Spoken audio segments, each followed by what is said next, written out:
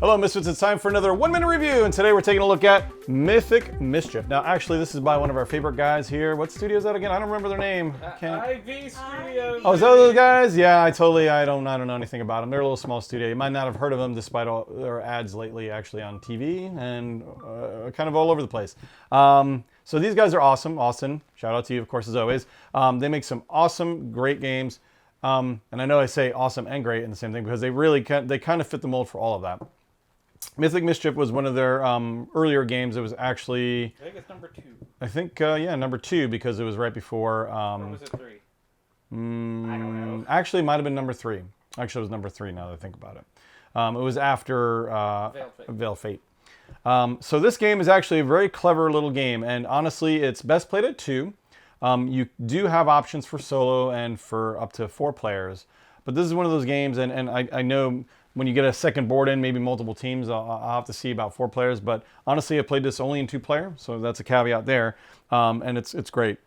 So basically, it's a movement-based game where you're moving your characters around, and this is the whole theme of it is different, basically not classes, but basically different groups that are attending classes at this magical university. And you got everything from vampires and zombies to monsters and wizards, and it's asymmetric. So each different group has like their own different kind of powers. And all you're doing is you're going around collecting tomes while in the library over here while avoiding this guy. This guy is the big dealio. He's going to walk around, and if he catches you, you're going to get caught and basically thrown out of there. Now, this might sound horrible, but it's not really a big deal. It kind of slows you down, but it does slow you down. And what you're trying to do here is maximize your movement as best as possible to collect these tomes. Now, when you collect these tomes, they basically go on your board because all of your movement is based on this board right here. When you get tomes, you basically slot it into your board and you'll move the dice up. As you move the dice up, you gain more actions as you go. And you're basically going to move, and each of the different races do different things. Each different classes do different things, but you can warp around the board. You can shift these bookshelves because they make basically impassable walls, but you can move them around, and other guys can basically shove them out of the way, move them, or jump over them. They can do all kinds of stuff. So basically, it's kind of like a little like chess light almost. Like everybody has their shtick. They have their own little movement, and you're basically trying to maximize that while also basically screwing over the other team and collecting the tomes for points.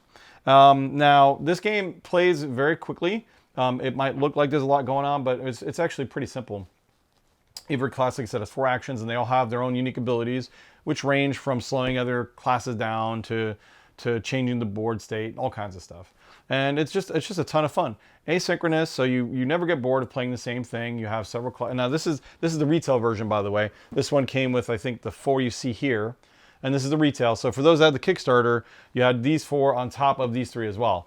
So if you get the retail, you come with the 4, and then these 3 are additional purchases, basically. And it's just more different, more asynchronous classes that you can play, like trolls, ghosts, witches. They all do their own thing, and they're a lot of fun. Me and Amanda played witches, and I played trolls once, and it's just, like I said, all of it's fun. And now the components are top notch as always with IV Studios. Minis are actually really, really good for kind of a lighter game. They, like as always, they kind of go out of their way. Now, mind you, this is not Fractured Sky. There's no magnets falling from anything, but they did a great job with the inset boards because you could be lazy and have a flat board, which I absolutely hate. I love it when they have inset boards, but like I said, they made nice inset boards, great minis, and overall just a very solid game. I think this game is solid 4 out of 5. It hits a really good spot. Yeah, obviously the only reason for 5 is because it is limited to 2-player. So obviously it's not might fit somebody's bill if you're looking for multiplayer.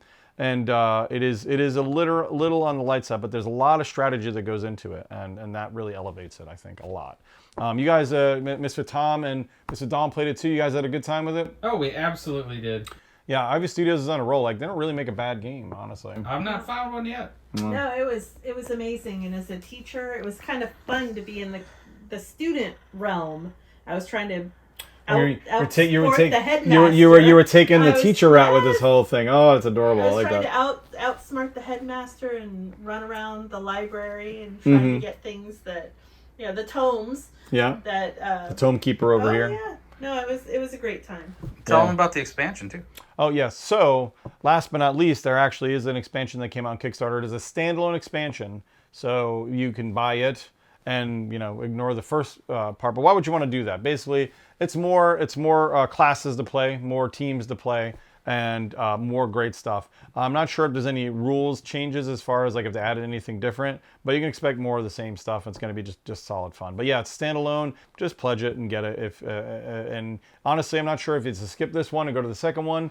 It really doesn't matter if you want to. This one they'll be able to get in stores and stuff. Oh yeah. If you want to just dip into it, try the first box and kind of go from there. If you take my word for it, other people's words for it, just go grab the new Kickstarter, late pledging. Grab them all. Grab them all. Yeah, honestly. Thanks again, guys, for joining me for another one review. We're actually closer to 7 minutes, I think. Who cares? Anyway, guys, as always, game on.